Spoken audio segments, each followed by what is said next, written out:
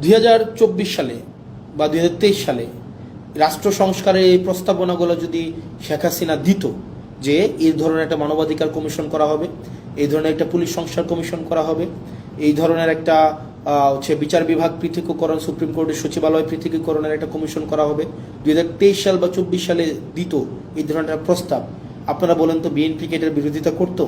BNP এটার বিরোধিতা করতো না। বিএনপি এগুলোকে লুফে নিত। এই রাষ্ট্র কাঠামোর এই প্রস্তাবটাকে বিএনপি লুফে নিত। তার মানে বিরোধী দলে থাকতে মানবাধিকার আরাম, সরকারি দলে আসলে সেটা হয়ে যায় হারাম।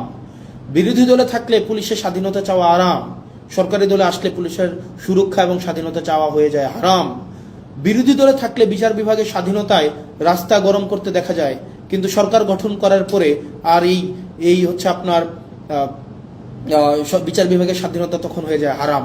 এই যে দ্বিচারিতা, চেয়ার পরিবর্তনের সাথে সাথে, ঋতু পরিবর্তনের সাথে সাথে, দিক পরিবর্তনের সাথে সাথে এই যে দ্বিচারিতা, এই দ্বিচারিতা আপনাদেরকে জনগণ বিচ্ছিন্ন অবশ্যই অবশ্যই অবশ্যই করবে।